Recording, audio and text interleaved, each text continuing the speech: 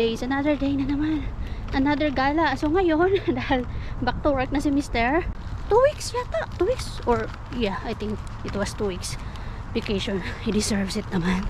Kasi before ng kanyang vacation, nagkaroon siya ng work na 6 days straight to work. O diba? Kawawa naman si Mr. Kaayod-kaayod ang mga jusawa natin. So ayun, dahil may work na si Mr. So hindi tayo naka-car ngayon. Tayo ay back to tulak-tulak ng stroller. And nandito si Lumibo. Hi, Nak. Nak, say hi. Say hi, mga beshies. Seryoso yan. Uy, seryoso ka ayo. Uy, si Lumi, tumatawa lang yan sa amin, sa mga kakilala niya. Pero mostly, pag nasa bahay, grabe kumakpakit tong batang to. Nakakatawa, lalong-lalo na sa daddy niya. Sus, kung alam niyo lang, kung nakikita niyo lang siya sa loob ng bahay. Iba kasi pag nasa labas siya eh. Very finish siya pag nasa labas. Tahimik. Of course, hindi mo naman pwedeng pilitin ang bata na patawanin sa'yo kung ayaw tumawa sa'yo. Or yung hindi ka pa kilala pa. Tumatawa si Lumi, humahagik-hik pag kilala niya. Pero pag hindi, maswerte ka na lang kapag tawanan ka ni Lumi.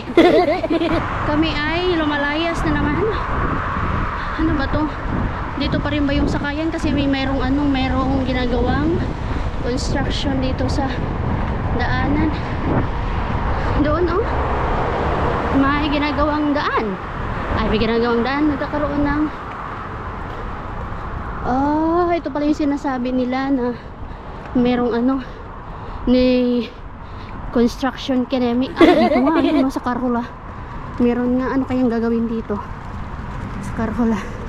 Anyway, sakay tayo ng bus. Punta kami, kikita na naman kami ng kanyang tita ng Lani and best friend Nico. Are you okay, anak?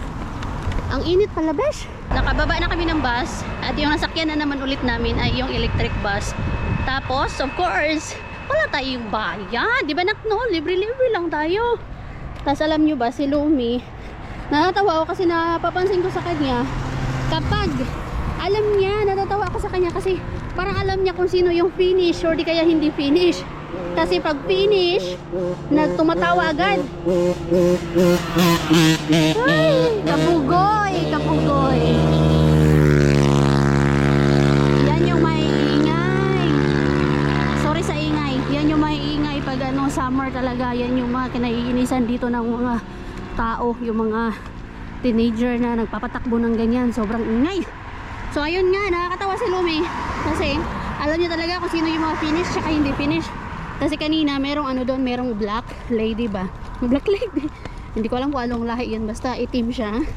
And inaano siya, parang nilaralo siya. Tinitingnan lang ni Lumi. Pero kapag meron siya nakikita na finish, kahit hindi niya kausapin, I mean kahit hindi siya kinakausap, magpapansin ang Lumi. Iba din talaga ang Lumi, no? Alam na alam din. Very finish.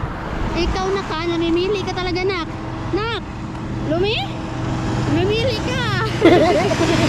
Nakakaloka ang Lumi. Alam na at her young age ba na ganyan. Alam na alam niya kung sino yung mga finish. Katulad nung nandun kami sa tita ng Queenie niya, ni Rosalie, sa Lalani, sa labas. Nandun sila Yaned, tsaka yung friend niya. It was during Mixo's birthday celebration. Konting salo-salo lang ba. Nagpapasikat ang Lumi sa mga finish. Kina Yaned, tsaka sa family niya. Kasi sila lang naman yung finish na invite. Iba talaga, marunong ng batang to kung sino ang finish tsaka hindi finish. Ikaw na ka, well anyway. Nandito na yata ang Lani kasi mag-ukay-ukay kami. Dito na naman ulit tayo sa ukay-ukayan. I think the last time na nag-ukay-ukay ako, it was Lani. It was with Lani also. And this time with Lani, it was 3 months or 2 months ago. may bugoy dito. Nandito na pala kami. Meron na ako nakita. Nahanap. Lan, sa play place kami. Yeah, car. Nandito kami sa play place. Kasi may play place dito sa malaking ukay-ukayan. Yun yung maganda dito. Kasi syempre may mga nanay naman na may mga bata. So maganda to. Ayan. Laki kasi ng ukay-ukayan dito eh. Kaya maganda tong may play place. Nakakatuwa si Lumi dito. Umupo siya dito. Ang cute niya kasi pang talaga pang infant na mga upuan ba. And then yung table. Doon si Nico nanunusbred ako kay Nico. Kay English man to. English hero man to. Nico, you need help? Yes. Yes, so tignan nyo. Yes. Anay nito, nandun ano pa. Ikot-ikot pa. Tapos na kasi ako. Ayoko nang ayoko nang mag-ukay-ukay. Dami ko nang magagastos. Park the cars. You go and find the cars. Wow. Zero man yung ano natin, Nico. That one? Oh, you can do it. You're already a big boy na. Huh? Yes, yeah, like that. Yeah, like that. Like you. Si Lopi. anong ambag mo na kay Kuya Nico? Ito yung mag-best friend someday. Best friend na magbabangayan. Sige, magbabangayan po sila someday. Di ba na? Ayaw Kuya Nico's best friend also. Best friend ikaw ni Kuya Nico? Yeah? Gugu. Gugu. Hello. Sige. Up. Up. Go up. Stand up. Stand up. What? What? Wawa naman ni Nico. Are you okay, anak? Here, Hi. Look. Ang lumi po. Lumi po. Walk, baby, walk. Walk daw si baby. Huh? The baby will do it? The baby doesn't know how. Because she's a baby still. The baby will sit here. No. Give it to mama. Give it to mama. Give it to tita. The baby will sit there. Anak, don't eat that. Okay. So, come on. Come here. Give it to tita. Diba? Pwede na akong mag-ano. The baby. I will build it. Like this, oh. And down. Oh, get more. Get more. You go get more. Here. You do it to the other side.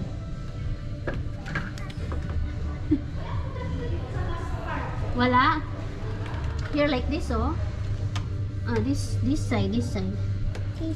Yes. Oh, paano man to, Nico? Tignan mo si tita hindi marunong. This side. Paano man to na? Like this? No, not like this. Like this. Yes. On the other side. Other side.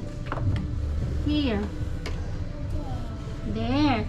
Like this. Come on, give it to tita. Like this. And that. Yes. Put there. Okay. So, there. Nakano ang bag mo kay kuya? Ganda na upuan ni madam, oh. Ganito upuan sana yung hinahanap ko, yung maliit talaga. Okay, that is not a car. More, oh. More. Kitos daw, kitos. Thank you. Press? You wanna press it? You press it. Yeah? No? Press it. Anak, don't eat that. That's dirty. Sige, ganito ang magiging itsura ko pag dalawa yung anak ko. Ang cute mo anak dyan. Wow. One eternity later. Bahay na.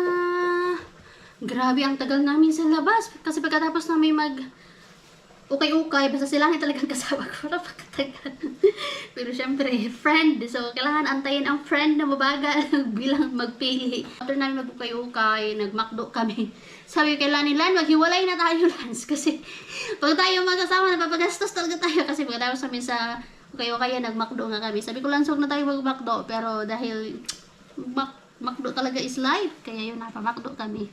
Then, pagkatapos namin sa McDo, nag-shop naman kami sa Lidl, which is konti lang namin yung binili ko. Milk, and then chicken lang. Kasi magluluto ako ng chicken gordon. Yes, chicken gordon. Tama ba? Yes, yun po yung bago kong recipe na nagaya natin, of course, sa YouTube. And isa din yun sa mga ihahanda ko sa birthday ni Lumi.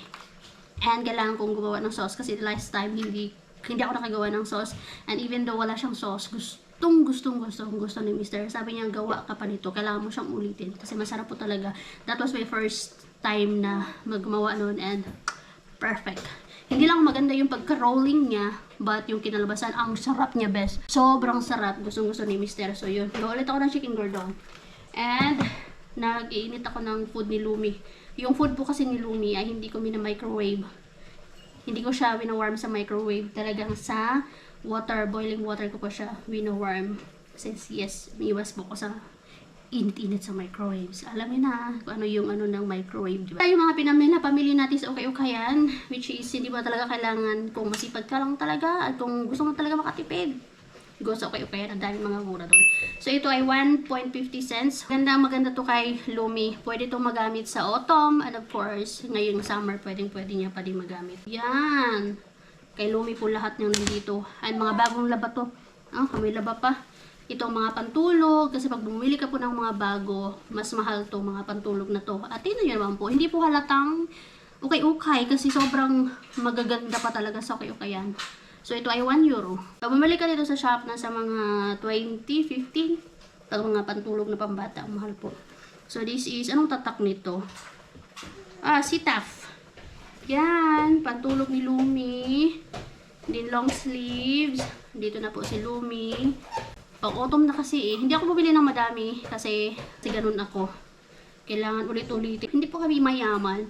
Hindi pwede everyday pang OOTD. Hello, ano natin ang kadaming damit. Mabilis lang pag lakihan po. Bumibili din naman kami ng mga bago kay Lumi. Pero yung mga sa tingin namin na magagamit talaga ng matagalan. Pero yung mga ganito, mabilisan lang. So, ukay-ukay, 1 euro.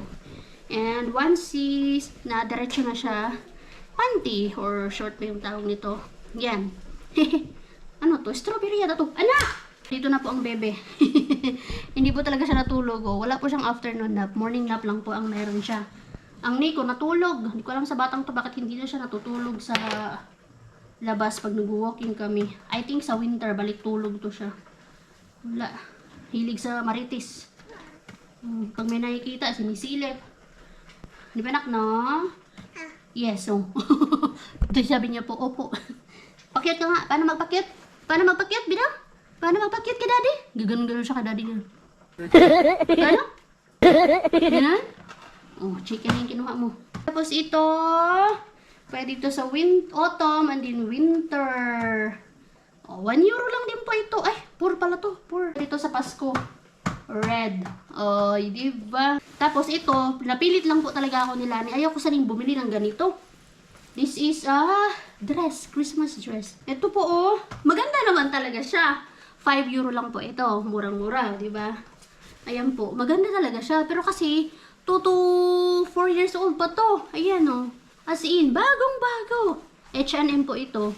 Yan, by Lumi daw, pang photoshoot. Sabi ko, ang tagal pa. 2 to 4 years old pa to. Sabi niya, pinilit niya po. So, kinuha ko na lang. 5 euro yun. And then ito din, kasi kasali yun doon. Itong blazer. Ayan, cardigan. This is 2 euro lang po. Yeah, 250. Yan, maganda yung tela. Cotton. As in, parang bago po, diba? Kinuha ko na lang din. Sila ni kasi mapilit eh. Tapos ito, 2 euro. Dress. And yung akin lang po is nag-iisang summer dress. Yay! Hello! Kain ni Kauson. Ayaw pa naman yan, pinipiga siya.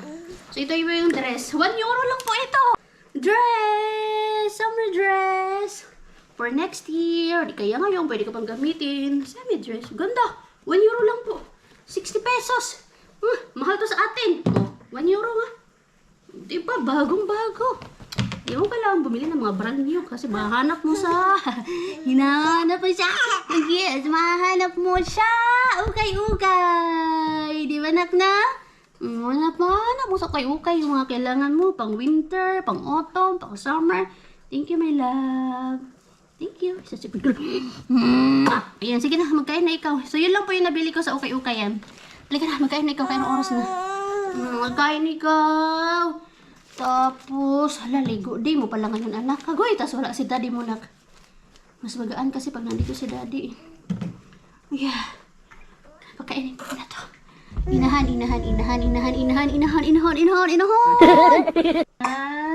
Amen.